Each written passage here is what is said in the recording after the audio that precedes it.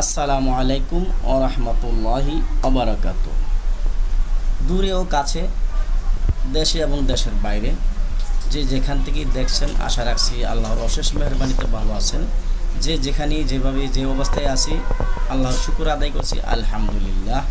এই আধুনিক যুগে এসেও মানুষ জানে না 5 ওয়াক্ত নামাজেতে 17টি ফরজ।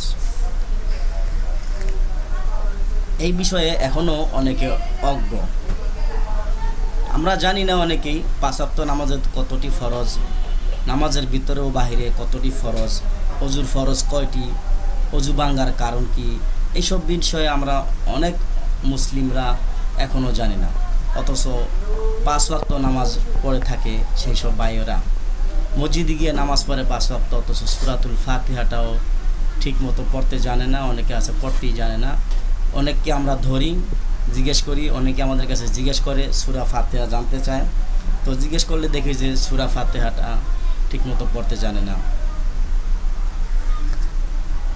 যদি জিজ্ঞেস করি যে ভাই 5 ওয়াক্ত নামাজেতে কতটি ফরজ, দুঃখের বিষয় হচ্ছে এটাও আমরা জানি না। অনেকেই ম্যাক্সিমাম লোককে জিজ্ঞেস করা হলে তারা বলতে পারে না যে 5 ওয়াক্ত নামাজেতে কতটি ফরজ, নামাজের ভিতরেও বাহিরে কতটি ফরজ। এইসব বিষয় আমাদেরকে জানতে হবে, জেনে শুনে আমল করতে হবে। যারা আমরা কোরআন পড়তে জানি কিন্তু শুদ্ধ হয় না, সহি হয় না, তাদেরকে শুদ্ধ সহি করে শিখতে হবে।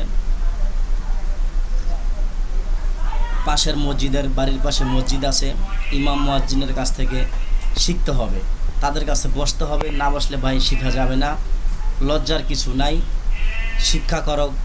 শিক্ষা অর্জন করো কবর থেকে দোল্লা পর্যন্ত। তাহলে আমাদেরকে শিখতে হবে, শিক্ষা অর্জন করতে হবে। সূরা ফাতিহা সহকারে কমসে কম 10টি সূরা আমাদেরকে শিখতে হবে। নামাজের ভিতরেও বাইরে 13টি ফরজ আছে, এগুলো আমাদেরকে জানতে হবে। নামাজ ভঙ্গের কারণ কি, নামাজের ওয়াজিব কয়টি, নামাজের 14টি ওয়াজিব আছে, একটি ওয়াজিব ছুটে গেলে সুজদা দিতে হয়। নামাজ ভঙ্গের কারণ 19টি, তার মধ্যে প্রথম একটি কারণ হচ্ছে যে নামাজে কোরআন অশুদ্ধ পড়া। তাহলে আসুন আমরা সকলেই নামাজের বিষয়গুলো, খুঁটিনাটি যে বিষয়গুলো আছে এগুলো আমরা শিক্ষা অর্জন করি। বাড়ির পাশের মসজিদের ইমাম এবং মুয়াজ্জিনের কাছ থেকে এগুলো আমরা শিখি। নামাজের ভিতরেও বাইরে 13টি ফরজ আছে, এগুলো আমাদেরকে অবশ্যই জানতে হবে। এগুলো আমাদের জন্য জানাটা আবশ্যকীয়। না জানলে আমাদের নামাজ হয়তো ছুটে যেতে পারে, নামাজ নষ্ট হয়ে যেতে পারে। কারণ ফরজ নষ্ট হয়ে গেলে নামাজও থাকে না, এটা আমরা অনেকেই জানি।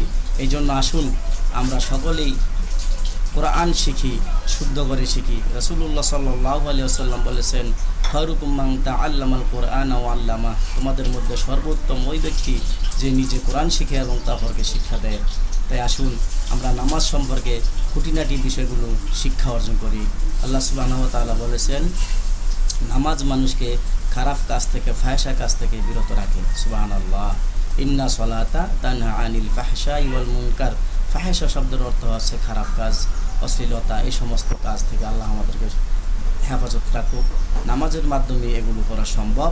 তাই আমরা নামাজটা পড়ব সুন্দরভাবে, নামাজটা আমরা শিখবো। নামাজের খুঁটিনাটি বিষয়গুলো, নামাজের ভিতরেও বাহিরের ফরজগুলো শিখবো। অজু ভাঙ্গার কারণ কি সেগুলো শিখবো। অজুর ফরজ কয়টি সেগুলো আমরা শিখে নেব ইনশাআল্লাহ।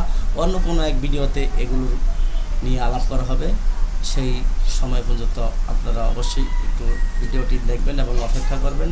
সেই সময়ের জন্য, সেই দিনটির জন্য আমি যেন বলতে পারি সেই কথাগুলো আমার জন্য দোয়া করবেন। সেই সময় পর্যন্ত যেন আমি সুস্থ থাকি, ভালো থাকি, সেজন্য আপনারা অবশ্যই দোয়া করবেন। অন্য কোনো এক ভিডিওতে নামাজের ফরজ, নামাজের ভিতরেও বাহিরে কত ফরজ, নামাজের সুন্নাত, নামাজের ওয়াজিব, নামাজ ভঙ্গের কারণ, এগুলো নিয়ে ইনশাআল্লাহ আলোচনা করা হবে। আজকের মতো এখানেই শেষ করলাম। আসসালামু আলাইকুম ওয়া রাহমাতুল্লাহি ওয়া বারাকাতুহু।